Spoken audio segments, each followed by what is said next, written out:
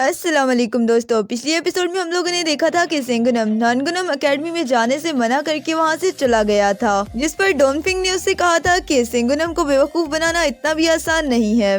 तब इस पर नैनगुनम कहता है कि बिना किसी वजह के तुम उसके बदले मुझे इतना अक्यूज मत करो, क्योंकि वैसे भी मैं क्लियरली उसकी मदद करना चाहता हूँ। इस पर डोनफिंग कहता है कि अगर वो सच में नैनगुनम एकेडमी में चला गया होता तब मुझे इस तरह से लगता है कि वो वहाँ पर कुछ भी नहीं कर पाता, क्योंकि वहाँ पर उसे कुछ भी करने से पहले तुमसे परमिशन लेनी पड़ती। और मुझे ऐसा लगता है कि अगर तुम उसे एकेडमी में लेकर जाने में कामयाब हो जाते तो इस तरह तो सेंगुनम की जिंदगी मौत से भी बदतर हो जाती। इस पर डोनफिंग कहता है कि तुम तो इस मामले में सिमियान और जिनियान से भी बहुत ज्यादा आगे हो। इसके बाद हम लोग देखते हैं कि नैनगुनम यहाँ से जाने लगता है और तुम्हारा मुंह तो वैसे भी किसी से कम नहीं है। मुझे ऐसा लगता है कि तुम्हें ऐसी बकवास बातें नहीं करनी चाहिए। अगर सेंगुनम इतनी आसानी से मेरी बात मानकर नैनगुनम एकेडमी में चला गया होता तो ये मेरे लिए बहुत ही एजाज की बात होती। और इसके बाद वो कहता है कि मैं तो सिर्फ इस तरह से सेंगुनम का टेस्ट ले रहा था, क्या ये चीज काम कर पाएगी। इस पर डोनफिंग उससे कहता है कि सेंगुनम ऑर्डिनरी लोगों से काफी ज्यादा आगे है, जिसकी वजह से मुझे ऐसा लगता है कि हमें इसके बारे में केयरफुल तरीके से हैंडल करना होगा।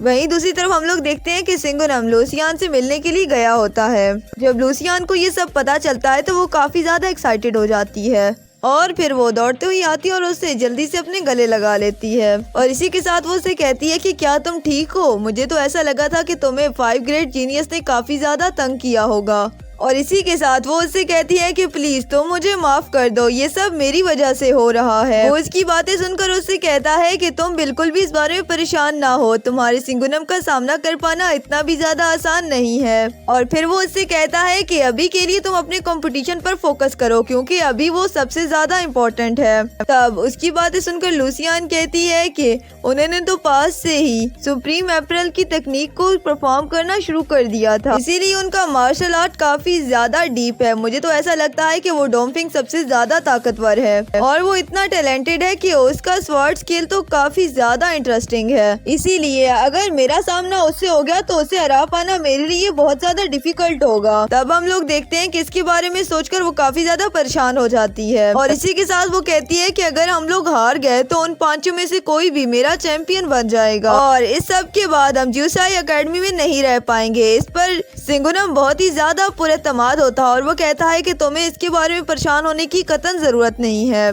क्योंकि मुझे यकीन है कि हम लोग इस सब में नहीं हारेंगे। मैं 3 दिन के बाद अनबीटेबल गोमैन को भेजूंगा। अब इसके बारे में सुनकर लूसियान कहती है कि अगर ये 1-on-1 फाइट है तो मुझे भी ऐसा लगता है कि इसमें गोमैन को हरा पाना बहुत ज्यादा इम्पॉसिबल है, लेकिन अगर उन 5 जीनियस ने एक साथ मिलकर उसके ऊपर अटैक कर दिया तो उसके लिए उन्हें हरा पाना बहुत ज्यादा मुश्किल होगा। लेकिन हम लोग देखते हैं कि सब के बाद भी सेंगुनम को कोई फिक्र या परेशानी नहीं होती। वो लूसियान से कहता है कि तुम परेशान मत हो, इसके लिए भी मेरे पास एक हल मौजूद है। ये सुनकर लूसियान बहुत ज्यादा खुश हो जाती है और उसकी बात मानने के लिए रेडी हो जाती है और वो कहती है कि मैं तुम्हारे वापस आने का इंतजार करूंगी।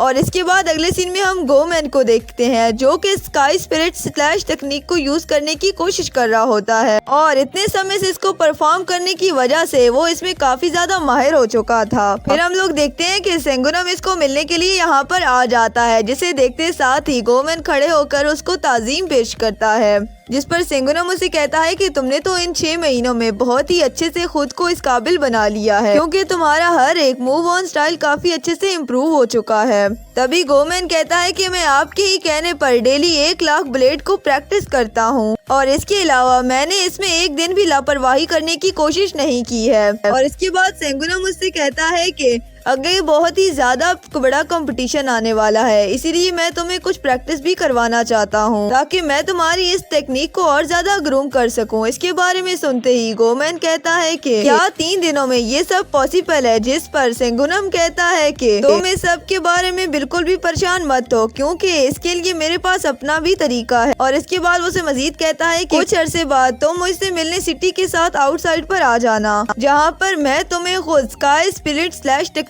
को परफॉर्म करके दिखाऊंगा। और वो मान जाता है। तभी सेंगुनम उसे मजीद बताता है कि सीमेन और सीमा मेरे ऊपर ऊपर अटैक करना चाहते हैं, लेकिन मैं उन्हें इतनी आसानी से अपने ऊपर हमला करने का चांस नहीं देना चाहता, इसलिए मुझे लगता है कि अब कुछ करना ही पड़ेगा। तभी हम लोग देखते हैं कि वहाँ पर सीमन का एक आदमी उससे मिलने आता और कहता है कि सेंगुनम अभी अभी सिटी से बाहर कोई काम करने के लिए गया है। तब उसकी ऐसी बातें सुनकर सीमन कहता है कि क्या तुम पूरी तरह श्योर हो? जिस पर उसका आदमी कहता है कि हाँ, क्योंकि हमारे सारे आदमी उसके ऊपर नजर रखे हुए हैं, इसीलिए वो पूरा श्योर भी है कि वो यहाँ से अकेले ही बाहर गया है। अब ये सुनते ही सीमन कहता है कि उसके ऊपर अटैक करने के लिए मार्शल इम्परल को अरेंज करो। इसी के साथ तुम लोग याद रखना कि तुम लोग अपने पीछे कोई सबूत ना छोड़ो। और फिर वो आदमी वहाँ से जाने लगता है, जिस पर सीमन उसे कहता है कि रुको, तुम भी उन आदमियों के साथ वहाँ पर जाना और जैसे ही तुम्हें लगे कि वो वहाँ पर कोई सबूत छोड़ चुके हैं या फिर उनका बच पाना मुश्किल है, तो तुम उन्हें वहीं पर जान से मार कर आना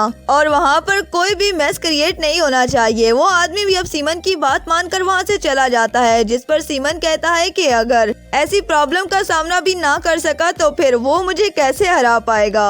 वहीं दूसरी तरफ हम लोग देखते हैं कि सेंगुनम अब लेक के किनारे आ गया था और वहीं पर वो गोमैन का वेट करने लगता है। वो अभी वहाँ पर बैठा इंतजार ही कर रहा होता है कि कुछ मार्शल इम्परल वहाँ पर आ जाते हैं और उसके ऊपर अटैक करने लगते हैं, जिस पर सेंगुनम कहता है कि तुम लोग तो काफी जल्दी आ गए हो। और इतनी सी बात कहने के बाद वो भी उनका सामना करने के लिए पूरी तरह से रेडी हो जाता है और इसके बाद वो कहता है कि इसमें से तो हर एक मार्शल इम्परल है और इसके बाद उनसे कहता है कि ये तो सच में तुम्हारा मास्टर मुझे अप्रिशिएट करता है। उसकी ये बातें सुनकर वो कहते हैं कि आज तुम यहाँ पर जरूर मरोगे और इतनी सी बात कहने के बाद वो उसके ऊपर अटैक करने के लिए आ जाते हैं, लेकिन सेंगुनम भी अब उनके हमले के लिए पूरी तरीके से चौकस हो गया था और वो अपनी स्वॉर्ड को भी बाहर निकाल लेता है। लेकिन तभी इसी बीच हम लोग देखते हैं कि गोमैन भी वहाँ पर आ चुका होता है और इसी के साथ सेंगुनम भी अपने स्काई स्पिल्डिंग टेक्निक का इस्तेमाल करके उनके ऊपर स्लैश अटैक कर देता है और तभी वो लोग इसके हमले से डर कर अपनी जान बचाने के लिए यहाँ से भाग निकलते हैं। तब सेंगुनम कहता है कि अब तुम लोग अपनी जान बचाकर यहाँ से भागना चाहते हो, लेकिन तुम लोगों ने ये सब करने में बहुत ज्यादा देर कर दी। और इसी के साथ हमारा आज का एपिसोड यहीं पर खत्म हो जाता है। वीडियो अच्छी लगे तो वीडियो को लाइक और शेयर करें और चैनल को सब्सक्राइब करें। मिलते हैं नेक्स्ट वीडियो में, तब तक के लिए अल्लाह हाफिज।